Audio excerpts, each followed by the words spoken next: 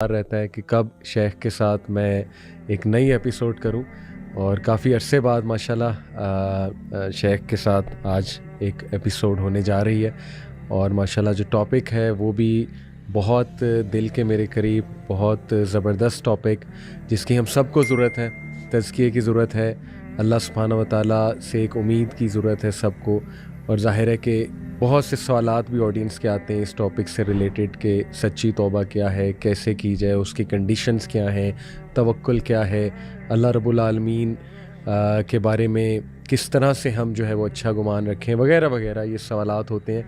تو الحمدللہ ہو better than شیخ doctor Hammad Lakhvi. السلام علیکم ورحمۃ اللہ جی وعلیکم السلام ورحمۃ اللہ۔ شیخ آپ خیریت سے؟ ماشاءاللہ جی اللہ کا شکر ہے، کافی ٹائم بعد ماشاءاللہ، لیکن یہ کہ ملاقات تو ہماری رہتی ہے، بٹ الحمدللہ مجھے بہت خوشی ہو رہی ہے کہ آپ اس وقت میرے ساتھ موجود ہیں، اور ٹاپک شیخ جیسے کہ آپ نے سنا بڑا زبردست اور امپورٹنٹ ٹاپک، تو اسٹریٹ میں انشاءاللہ سوال کی طرف ہی آتا ہوں۔ شیخ میں غور کر رہا تھا حضرت موسیٰ علیہ السلام کے واقعے پہ۔ سورہ قصص میں اللہ رب العالمین نے ان کی لائف کا ایک بڑا اسپیشل فیز بتایا نبوت سے پہلے، کہ ان سے غصے میں اور غلطی میں ایک بندہ جو ہے وہ قتل ہو گیا، تو اس کے بعد فوراً انہوں نے اپنے اندر جو ہے وہ ایک ڈر محسوس کیا، اور وہ دعا بھی بلکہ درج ہے کہ انہوں نے کہا ربی انی ظلمت نفسی فاغفر لی، اور اللہ رب العالمین نے باقاعدہ بتایا کہ ہم نے اسے معاف بھی فرمایا۔ تو شیخ یہ میں غور کر رہا تھا کہ اتنا امید والا واقعہ ہے، کبھی کبھی انسان سے کوئی اتنی بڑی غلطی ہو جاتی ہے، اور یہ اگر ہم اس پہ سوچیں تو یہ دنیاوی اینگل سے تو بہت بڑی ایک غلطی ہے، یعنی آج کوئی اس طرح کرے تو آپ سوچیں کہ وہ کتنی ٹینشن میں آ جائے گا وہ بندہ۔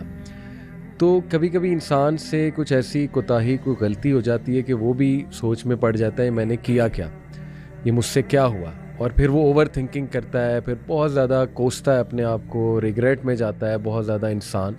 تو شیخ اس واقعے کو سامنے رکھتے ہوئے، ہیومن نفسیات کو سامنے رکھتے ہوئے کہ واقعی انسان سے گناہ ہو جاتے ہیں، غلطی میں، کوتاہی میں کچھ ایسا ہو جاتا ہے جو بہت کوئی بڑی چیز ہوتی ہے، پھر وہ اللہ سے معافی مانگتا ہے، اللہ معاف بھی کرتا ہے۔ تو یہیں سے میں سٹارٹ کرنے ہوں گا کہ موسیٰ علیہ السلام کے واقعے سے کیا کیا ہمیں سبق جو ہے نا وہ ملتے ہیں۔ بسم اللہ الرحمن الرحیم۔ دیکھیں، گناہ کرنا اور گناہ ہو جانا اس میں فرق ہے۔ صحیح۔ تو موسیٰ علیہ السلام نے گناہ کیا نہیں تھا، بالکل صحیح، بالکل صحیح، وہ ان سے ہو گیا تھا، ہو گیا، اس لیے کہ ان کی نیت تو ہرگز اس کو مارنے کی نہیں تھی۔ بالکل صحیح۔ اور دوسری بات یہ ہے کہ جو آلہ قتل تھا وہ بھی مارنے والا تو تھا ہی نہیں۔ صحیح صحیح۔ تو آپ نے تو ایک مکہ مارا تھا اور مکے سے وہ مر گیا۔ بالکل ٹھیک۔ تو اب مکہ کسی کو جب کوئی بھی شخص مارتا ہے تو کبھی بھی یہ آلہ قتل نہیں ہوتا۔ بالکل ٹھیک، بالکل ٹھیک۔ اور اس لیے یہ کہنا کہ حضرت موسیٰ علیہ السلام نے اس کو مارا تھا، تو مارا تو تھا ہی نہیں، صحیح، وہ مر گیا تھا، نیت نہیں تھی۔ اس لیے جو ہے اس کو عمل الشیطان بھی کہا کہ انہوں نے کہا کہ یہ شیطان کی طرف سے تھا، کہ یہ میری طرف سے نہیں تھا، یہ شیطان کی طرف سے۔ لیکن بہرحال انہوں نے رب انی ظلمت نفسی کہا، اللہ تعالیٰ سے معافی مانگی، اور اللہ تعالیٰ نے اس کو معاف کر دیا۔ اور پھر کام بھی یہ مدین میں کچھ عرصہ گزارنے کے بعد یہ واپس آئے ہیں، اور واپس آ کے فرعون کے دربار میں جب انہوں نے اپنی دعوت کا آغاز کیا ہے جی، تو فرعون نے اس وقت جتنی باتوں کے بارے میں حضرت موسیٰ علیہ السلام کو احسان کے طور پر جتلایا ہے، اس میں ایک بات یہ بھی کہی صحیح، کہ آپ نے تو قتل کر دیا تھا، اور ہم نے جو ہے وہ آپ نے ہی قتل کیا۔ اور اس موقع پر بھی حضرت موسیٰ علیہ السلام نے کہا کہ میں نے قتل نہیں کیا تھا، شیطان کی ایک بات تھی۔ لہٰذا حضرت موسیٰ علیہ السلام کے اس واقعے کو اس بات کی بنیاد بنا لینا کہ کوئی شخص اس طرح کی غلطی کر کے بعد میں معافی مانگ لے، تو یہ غلطی کرنا نہیں تھا، بالکل صحیح، یہ ہوا ہے، اور وہ اس کے اندر نہ ارادہ قتل تھا، نہ آلہ قتل تھا، بالکل صحیح، اور نہ ہی اس طرح کی سچویشن میں کبھی کوئی قتل ہوتا ہے۔ اس لیے حضرت موسیٰ علیہ السلام کا کوئی عمل وہ تھا ہی نہیں، اور اس کو اللہ تعالیٰ نے معاف بھی کر دیا، اور انہوں نے معافی مانگ لی اور اللہ تعالیٰ نے معاف کر دیا۔ بالکل صحیح، الحمدللہ۔ تو یہ جو دعا ہے شیخ ربی انی ظلمت نفسی فاغفر لی، یہ دعا ویسے بھی مطلب بڑی خوبصورت دعا ہے، اور اس میں جو عاجزی نظر آتی ہے، حالانکہ یہ بات کلیئر ہے کہ موسیٰ علیہ السلام کی نیت نہیں تھی، اور ظاہر ہے کہ جیسے آپ نے کہا کہ وہ آلہ قتل بھی نہیں تھا، ظاہر ہے مکہ جو تھا، اس کے باوجود آپ دیکھیں وہ کتنی عاجزی سے اللہ رب العالمین سے توبہ استغفار کر رہے ہیں، بلکہ ڈر سے وہ بھاگ بھی جاتے ہیں اس جگہ سے, ایک فیوجیٹو بن جاتے ہیں. پھر وہ یہ دعا بھی آگے جا کے ان کی ملتی ہے, ربی انی لما انزلت الیہ من خیر فقیر. تو یہ شیخ ایک عام بندے کو دیکھیں, چلیں ہم نے یہ تو سیکھ لیا اس واقعے سے کہ ان کی نیت نہیں تھی, اور ظاہر ہے یہی ہمارا عقیدہ ہے, آپ نے بالکل درستگی بھی کی عقیدے کی.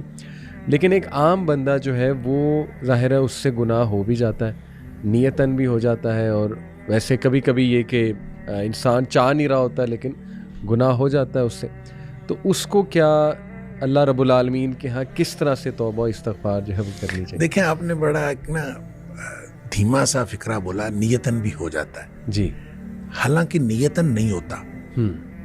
گناہ جو ہے دیکھیں کل بنی آدم خطاء, صحیح, اگرچہ نبی پاک صلی اللہ علیہ وسلم نے فرمایا ہر آدم کا بیٹا خطا کار ہے, صحیح, ہر انسان سے خطا ہو جاتی ہے. بالکل ٹھیک. وخیر الخطائین التوابون, بہترین خطا کار وہ ہیں جو واپس آ جاتے ہیں. اللہ.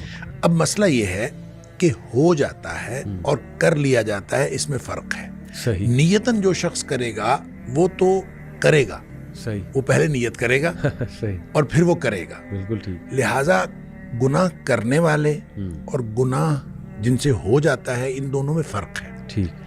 دیکھیں جو شخص گناہ کرتا ہے, اللہ تعالیٰ نے سورہ نساء کے اندر بھی اس کی وضاحت فرمائی ہے, فرق بتایا کہ کچھ لوگ ایسے ہیں کہ جن سے گناہ ہوتا ہے اور ثم یتوبون من قریب, وہ فوراً توبہ کرتے ہیں. اللہ.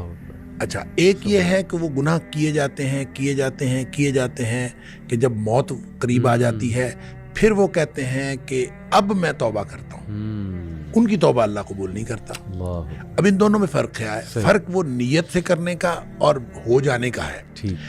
اچھا, جو شخص نیت سے گناہ کرتا ہے میں ان کو کہا کرتا ہوں کہ یہ سیانے گناہ گار ہیں. اللہ. یعنی سوچ سمجھ کر گناہ کرتے ہیں. صحیح. اور سوچ سمجھ کر گناہ کرتا ہے انسان اس وقت کرتا ہے جب انسان اپنے آپ کو معاشرے کے ساتھ کمپیئر کرتا ہے, اور انسان کہتا ہے کہ معاشرے میں اتنے گناہ ہو رہے ہیں, صحیح, تو یہ میں ایک چھوٹا سا گناہ کر لوں گا تو کیا فرق پڑتا ہے. جب آدمی یہ سوچ کے گناہ کرتا ہے, حالانکہ ایک تو انسان کی استطاعت کا کسی دوسرے کی انسان کی استطاعت کے ساتھ کمپیریزن ہے ہی نہیں. بالکل ٹھیک. لا یکلف اللہ نفسا الا وسعها جو ہے ہر شخص کا امتحان اس کی استطاعت کے مطابق. صحیح. لہذا ہو سکتا ہے کہ کوئی دوسرا کوئی بڑا گناہ کر کے بھی بخشا جائے اور آپ کو چھوٹا سا گناہ پکڑوا دے, یہ ہو سکتا ہے. لہذا آپ کسی کے ساتھ کمپیریزن نہیں کر سکتے. آپ کی استطاعت, آپ کی صلاحیت وہ الگ ہے, دوسرے کی استطاعت اور صلاحیت الگ ہے. اس کا امتحان اس کی استطاعت کے مطابق, آپ کا امتحان آپ کی استطاعت. لہذا اس کی کمپیریزن آپ کر نہیں سکتے. لیکن جو گناہ کرتے ہیں وہ عام طور پہ اس کو بنیاد بناتے ہیں, لوگ اتنے بڑے بڑے گناہ کر رہے ہیں, ہم اتنا چھوٹا سا کر لیں. یہ جب سوچ سمجھ کے کرتے ہیں تو اس کانسیپٹ سے توبہ کی عام طور پہ توفیق نہیں ملتی. اللہ. اس کی وجہ یہ ہے کہ آدمی نے سوچ سمجھ کے کیا ہوتا ہے کہ کوئی حرج نہیں ہے کہ میں کر لوں گا تو کیا حرج ہے. اس کو پھر توبہ کی طرف بالعموم اس کا دھیان توجہ ہی نہیں جاتی, کیونکہ اس نے سوچ کے کیا ہوتا ہے کیا حرج ہے. بالکل ٹھیک. دوسرے گناہ گار وہ ہیں جن سے ہو جاتا ہے, وہ اس نے یہ طے کیا ہوتا ہے کہ یا اللہ میں نے کوئی گناہ نہیں کرنا.